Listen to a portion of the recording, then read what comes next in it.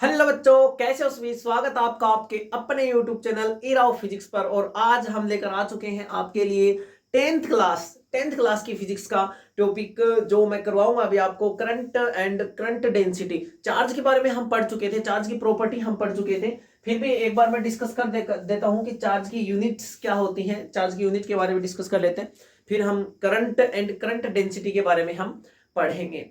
लेकिन एक बात जरूर मैं कह दूंगा आपको, एक बात जरूर मैं आपको कहना चाहूंगा कि दुनिया को बस ये जता के रखना कि जिसको आपने ठुकराया है, जिसको आपने ठुकराया है, हमारे उस अंदाज की दुनिया दीवानी है। ओके, ये चीज आप अपने जहन में अपने फिट कर लीजिएगा।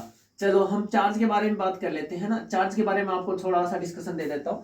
चार्ज की प्रॉपर्टीज मैंने आपको बता दी थी। चार्ज की यूनिट होती है, चार्ज की देखो यूनिट होती है कुलाम, ऐसा यूनिट होती है। ठीक है, इसको मिली कुलाम, माइक्रो कुलाम और नैनो कुलाम भी लिख सकता है। मिली कुलाम को हो जाएगा 10⁻³ कुलाम, माइक्रो कुलाम हो जाएगा 10⁻6 कुलाम और नैनो कुलाम हो जाएगा 10⁻9 कुलाम। ठीक है ना, ज्यादा पिको ये वगैरह याद करने की जरूरत नहीं, आप नैनो तक याद कर लीजिएगा। ठीक है, ओके, ये चीज आपको ध्यान में रखनी है। फिर चार्ज की एक यूनिट की और बात करूं तो चार्ज की एक यूनिट हो जाएगी एम्पियर इंटू में, चार्ज की एक यूनिट और हो जाएगी एम्पियर इंटू में सेकेंड। ठीक है, फिर चार्ज की यूनिट और होती है भाई, बहुत सारी यूनिट होती है। चार्ज की एक यूनिट क्या होती है? फैराडे, FARAD, फैराडे भी एक चार्ज की यूनिट होती है और एक फैराडे इक्वल टू 96,500 गुलाम होता है। ये डिस्कशन में कर चुका हूं आपके साथ बहुत अच्छी तरीके से, मैंने आपको एक्सप्लेनेशन बता दिया था। फ्रैंकलिन के बारे में मैंने आपको बता दिया था, चार्ज की यूनिट्स के बारे में हम पढ़ चुके हैं। ओके, आज हम बात करेंगे करंट के बारे में। किसके बारे में भाई? करंट के बारे में। करंट लग जाता है ना कई लोगों को, उसके बारे में बात कर रहे हैं भाई। बहुत सारे लोगों को लगा हुआ है, कोई नहीं, लगने दो। हम भी क्या करेंगे, पोटेंशियल को और बढ़ाते रहेंगे, बढ़ाते रहेंगे, बढ़ाते रहेंगे। अब हमें पता है हमारे अंदर पोटेंशियल है, हमें पता है हमारे अंदर पोटेंशियल है, तो हम क्या करेंगे, अपने पोटेंशियल को और बढ़ाएंगे। पोटेंशियल जैसे बढ़ता है तो करंट बढ़ती है, याद रखना। ये चीज मैं बता देता हूं आपको कि करंट का जो फ्लो होता है वो पोटेंशियल की वजह से होता है। उसको मेंटेन करने का काम भी पोटेंशियल का है, और पोटेंशियल को मेंटेन करने का काम किसका है? बैटरी का। तो मैं आपको बता दूं कि हम अपने पोटेंशियल को और बढ़ा देंगे, कुछ तो हम में है और कुछ और बढ़ा देंगे, तो लोगों को जो करंट लग रहा है ना वो भी बढ़ जाएगा और वो जल के खाक हो जाएगी। ओके, चलो हम बात करते हैं करंट के बारे में। करंट के बारे में, या इसको बोला जाता है भाई इलेक्ट्रिक करंट भी बोल सकते हैं। क्या बोल सकते हैं? इलेक्ट्रिक करंट, या फिर करंट भी डायरेक्ट इसको बोल देते हैं भाई। देखो करंट क्या होता है? Flow of charge, the rate of flow of charge through a conductor. The rate of flow of charge, charge के फ्लो होने की जो रेट होती है उसी को कहा जाता है, क्या कहा जाता है भाई? करंट कहा जाता है। दूसरी डेफिनेशन इसकी देखो, अच्छे से समझना है करंट को। दूसरी डेफिनेशन इसकी हम क्या लिख सकते हैं, क्या लिख सकते हैं भाई? द चार्ज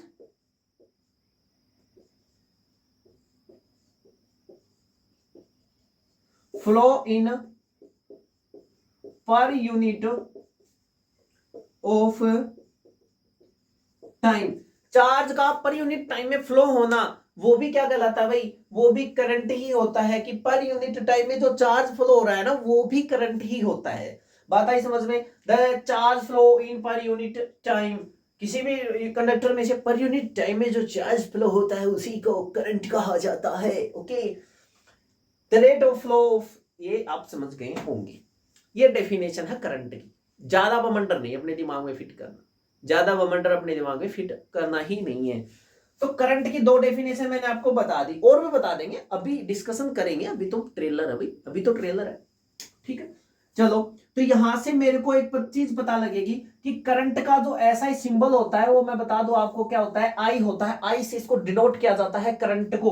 तो करंट को डिनोट किया जाता है आई से। मैंने यहां पे लिखा कि द चार्ज फ्लो इन पर यूनिट टाइम, तो पर यूनिट टाइम में जो चार्ज फ्लो होगा उसी को तो करंट कहेंगे।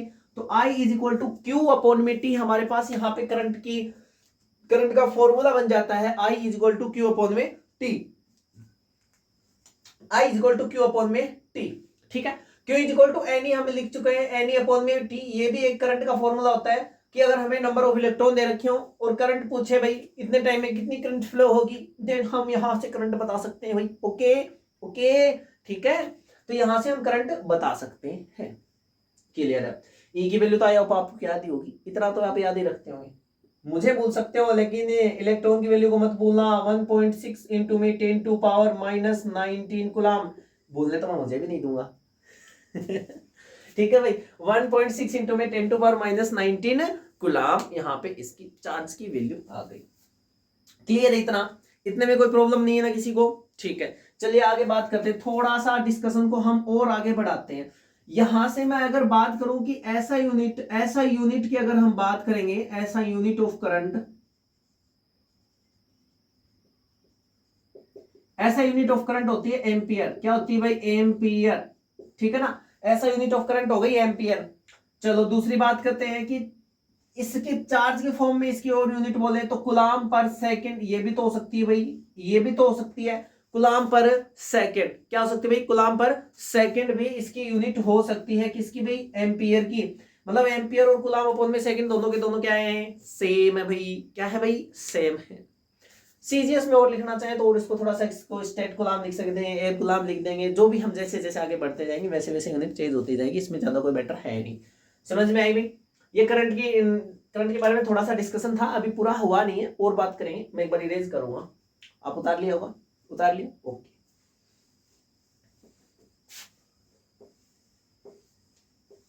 चलो अब आगे बात करते हैं करंट के बारे में। तो मैंने फॉर्मूला लिखा I is equal to Q upon में टी, मैंने फॉर्मूला लिख दिया I is equal to Q upon में टी। मैं यहाँ पे टाइम को कितना कर दूं भाई? 1 सेकंड कर दिया मैंने। टाइम को कितना कर दिया? यूनिट कर दिया। तो I बराबर क्यू अपॉन में 1, मतलब I is equal to Q आ गया। तो यहां से ही तो मैंने लिखा था कि पर यूनिट टाइम में जो चार्ज फ्लो होगा ना, वही तो करंट है भाई। अरे वही तो करंट है, समझ में आ गई? पर यूनिट टाइम में जो चार्ज फ्लो होगा उसी को तो करंट कहा गया है। अब यहाँ पे मैं दोनों को क्या कर दूंगा? एक कर दूंगा। दोनों को एक कर दिया मैंने। क्या किया कि मैंने कहा कि भाई 1 कूलम चार्ज फ्लो हो रहा है यहां से, और कितने टाइम में भाई? टाइम भी वहां पे क्या है? 1 सेकंड ही है। 1 सेकंड में 1 कूलम चार्ज फ्लो हो गया भाई। कितना? 1 कूलम। कितने सेकंड में? 1 सेकंड में। तो I बराबर 1 कूलम अपॉन में 1 second is equal to 1 ampere. बात आई समझ में मेरी आपको? 1 कूलम अपॉन में 1 second is equal to 1 ampere. तो यहां से हमें डेफिनेशन मिलती है किसकी भाई? 1 एम्पियर की। किसकी? 1 एम्पियर की। 1 एम्पियर की। आपके सामने क्वेश्चन किस तरीके से पूछा जाएगा? क्वेश्चन आपसे ये पूछा जाएगा कि भाई करंट की यूनिट को डिफाइन करो, करंट की यूनिट को डिफाइन करो, या आपको ये बोला जाएगा, या इसलिए बोल देगा डिफाइन 1 एम्पियर। 1 एम्पियर को डिफाइन करो।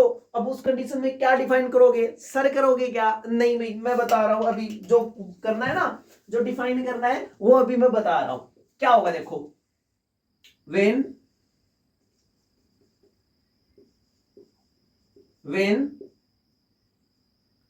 1 कूलम of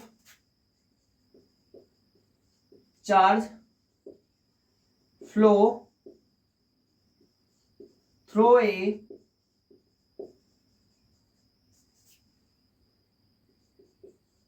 कंडक्टर। जब 1 कूलम चार्ज किसी कंडक्टर में से फ्लो होता है इन पर unit time, then the flowing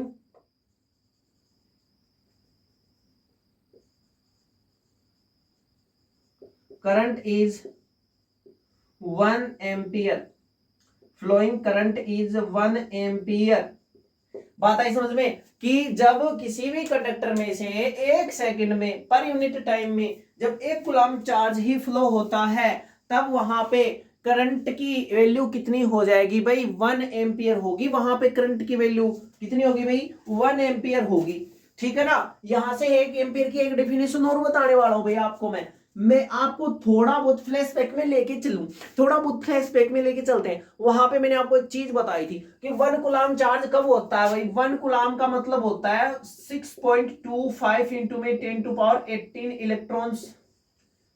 अरे यही तो मतलब होता है 1 कूलाम का, अरे यही होता है ना, ठीक है भाई, 1 कूलाम का मतलब होता है ये। तो मैं यहां से ये कह दूं कि when 6.25 इंटू में 10 to power 18 electrons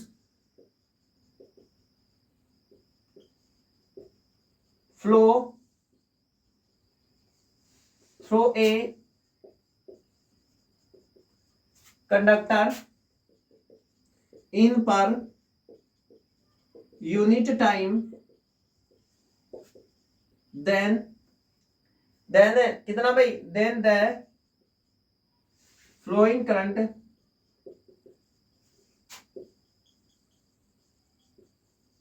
is 1 ampere.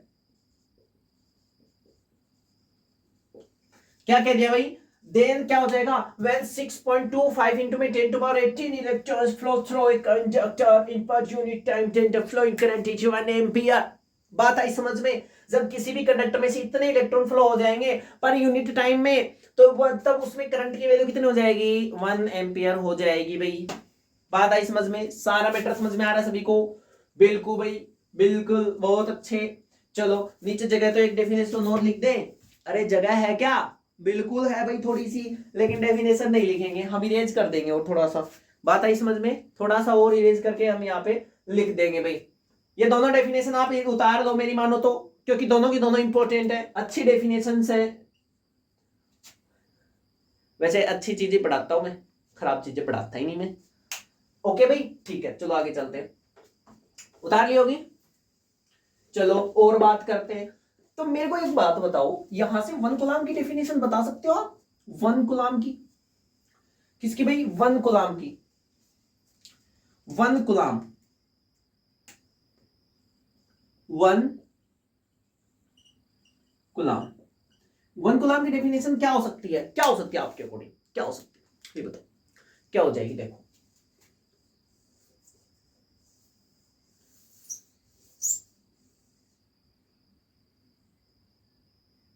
अच्छा मेरे को बताओ कि मैंने क्या कहा था, मैंने डिस्कशन किया था 6.25 इंटू में 10 टू पावर 18 इलेक्ट्रॉन, जब या तो कोई कंडक्टर क्या कर दे, गेन कर दे, या क्या कर दे, लॉस कर दे, तब क्या हो जाएगा भाई, उसके पास 1 कूलम चार्ज आ जाएगा।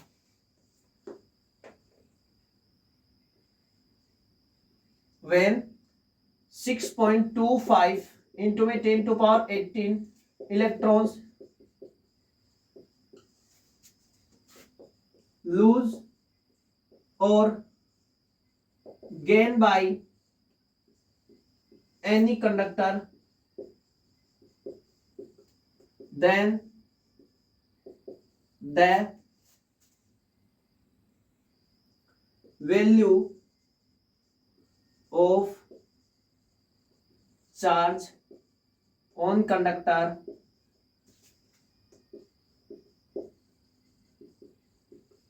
is 1 coulomb. क्या हो जाएगी, जब क्या कर देगा भाई, कोई भी कंडक्टर है वो इतने इलेक्ट्रॉन से या तो लूज कर देगा, छोड़ देगा, या फिर क्या कर लेगा, गेन कर लेगा किसी भी कंडक्टर के द्वारा। जब इतने इलेक्ट्रॉन छोड़ दिए जाएंगे या फिर इतने इलेक्ट्रॉन ले लिए जाएंगे, तब उसके पास चार्ज कितना आ जाएगा, 1 कूलम आ जाएगा।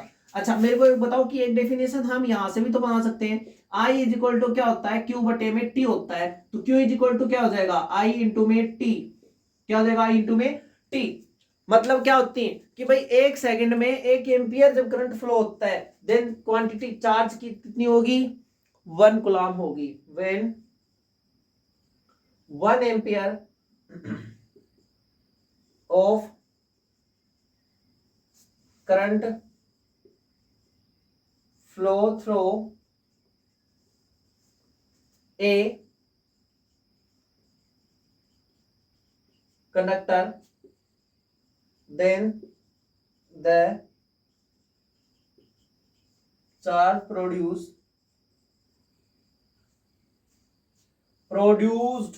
by a produce by conductor is 1 coulomb. Charge जो प्रोड्यूस होगा ना कंडक्टर के थ्रू वो कितना हो जाएगा भाई, वो कितना हो जाएगा 1 कूलम चार्ज उसके थ्रू प्रोड्यूस किया जाएगा। ठीक है, चार्ज के बारे में बस इतना इस डिस्कशन था। अब करंट के वो हमारे टॉपिक पे चलते हैं। हमारा टॉपिक था करंट था, करंट के ऊपर बात करते हैं। मैंने समझा दिया आपको चार्ज क्या होता है। ठीक है, अब हम करंट के बारे में बात करते हैं। करंट लगाना जरूरी है रे, जन्नत मेरी तू मेरी। ठीक है भाई, चलो वो कहते ना जट दे ड्रीम लेण लखा कुड़िया मुंडा तेरे लेंदा है निखाब देख ले। ठीक है, चलो अब आगे बात करते हैं करंट के बारे में। भाई करंट के बारे में डिस्कशन कर चुका मैं। अब करंट की यूनिट में आपको बता चुका, एम्पियर होती है, कूलम पर सेकंड भी होती है। ठीक है भाई, ठीक है। अच्छा, करंट को मेजर किया जाता है कि इंस्ट्रूमेंट से, जिसको कहा जाता है एमीटर। क्या कहा जाता है भाई, एमीटर कहा जाता है। क्या कहा जाता है, एमीटर। इसको जब सर्किट में जोड़ा जाता है तो सीरीज कॉम्बिनेशन में जोड़ा जाता है, सीरीज कॉम्बिनेशन में जोड़ा जाता है।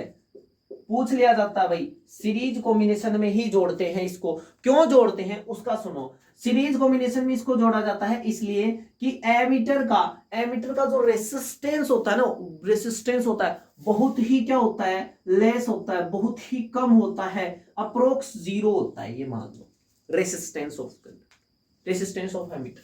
एमीटर का रेसिस्टेंस क्या होता है, 0 ही होता है। मतलब एक आइडियल एमीटर की बात करेंगे ना, किसकी भाई, आइडियल एमीटर की बात करेंगे। आइडियल एमीटर की बात करेंगे तो उसका तो रेसिस्टेंस कितना होता है, 0 ही होता है। बात आई समझ में। तो रेसिस्टेंस का कोई ज्यादा इस पे फर्क नहीं पड़ता, इसलिए इसको सीरीज में जोड़ देते हैं। किस में जोड़ देते हैं भाई, सीरीज में जोड़ देते हैं, ताकि रेसिस्टेंस मेंटेन रहे। बात आई समझ में, रेसिस्टेंस क्या रहे, मेंटेन रहे। तो सीरीज कॉम्बिनेशन में जोड़ा जाता है और करंट को इससे मेजर किया जाता है। ज्यादा डिस्कशन इसके बारे में पढ़ना है नहीं। ओके, अब आगे बात करते हैं कि करंट क्या है। एक स्केलर फिजिकल क्वांटिटी है। करंट की डायरेक्शन होती है positive terminal to negative terminal of battery. Current की डायरेक्शन है भाई, डायरेक्शन ऑफ करंट।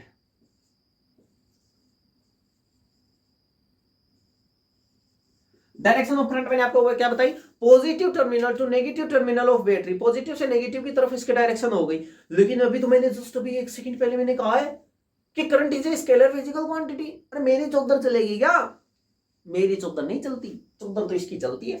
इसने कहा कि भाई current is a scalar physical quantity despite having direction. इसके पास डायरेक्शन है फिर भी ये स्केलर है। स्केलर और वेक्टर होता क्या है, वेक्टर के पास डायरेक्शन होती है, स्केलर के पास कोई डायरेक्शन नहीं होती। मैग्नीट्यूड दोनों के पास होता है, दोनों के पास मैग्नीट्यूड होता है। डायरेक्शन इसकी भी मैग्नीट्यूड होगा भाई, और वेक्टर का भी मैग्नीट्यूड होगा। अब ये स्केलर क्यों है, इसका डिस्कशन मैं आपको बताऊंगा। पहली पॉइंट तो ये आप ये सुन लो कि current follow the scalar addition rules but not follow the vector addition rule, but not follow the vector addition rules। Vector addition के रूल्स को फॉलो नहीं करती भाई। अब फॉलो नहीं करती तो नहीं करती तो एक वेक्टर क्वांटिटी नहीं होगी, स्केलर क्वांटिटी होगी। बात आ रही समझ में। ऐसे कुछ लोगों की चौधर चलती है, जैसे करंट ने चौधर चला रखी है ना, ऐसे कुछ लोग भी चौधर चलाने की सोचते हैं, पर उनको नहीं पता है कि करंट की अलग बात है, आपकी अलग बात है। अगर आपने चौधर चलाने की कोशिश की तो आपको करंट लगा दिया जाएगा। करंट आपको नहीं छोड़ेगा भाई, करंट अपने ही चलाएगा, आपकी नहीं चलने देगा। ठीक है भाई, current follow the scalar addition rules but not follow the vector addition rules. So current is a scalar physical quantity. Scalar और वेक्टर एडिशन के जो रूल होते हैं वो आप नेक्स्ट क्लास में जाओगे, 11th क्लास में फर्स्ट चैप्टर में आपको पढ़ा दिए जाएंगे। अभी आपके कोई काम की बात है नहीं। ठीक है, बस इतना याद कर लेना आप। अच्छा,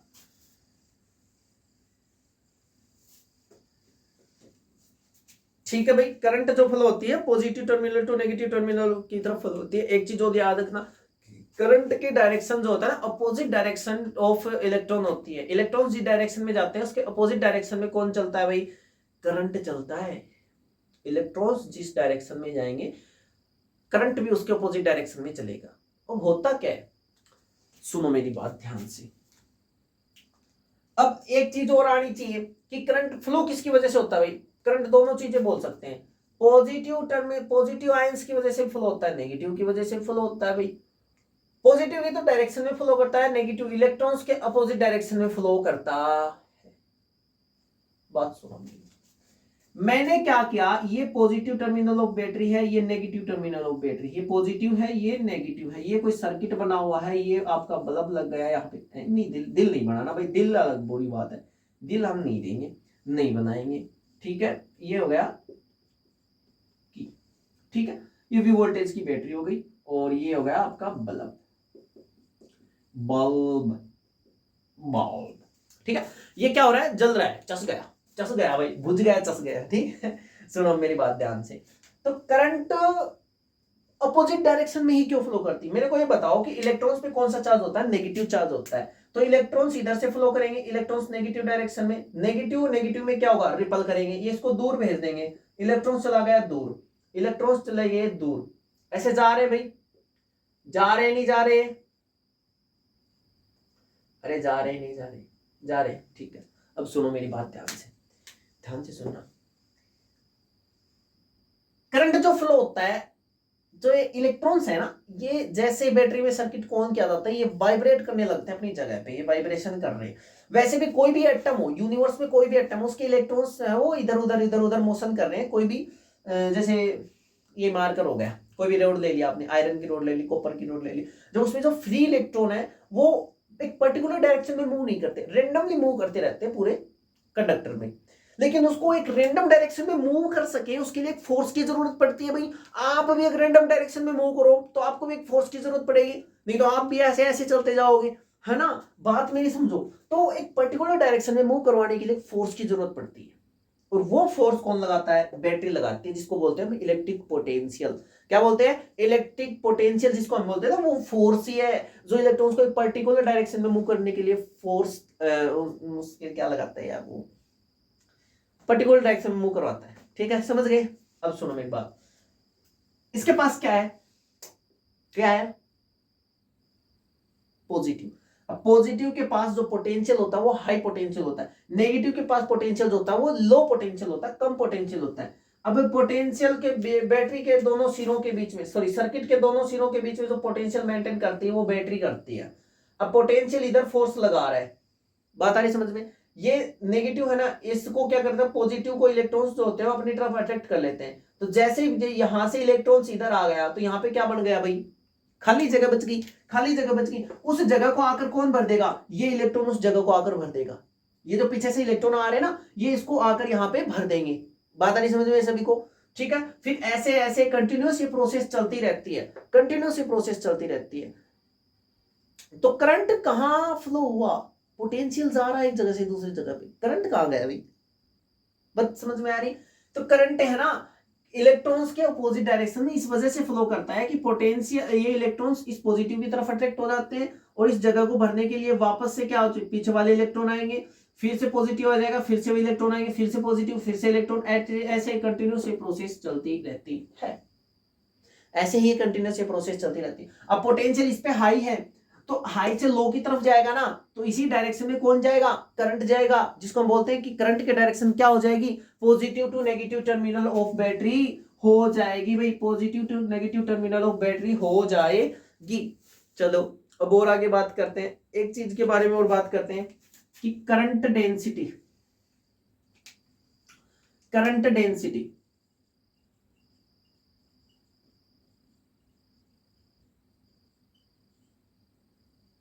किससे डिनोट किया जाता है? जे से, और ये वेक्टर मैंने इसके ऊपर लगा दिया, मतलब current density is a vector physical quantity.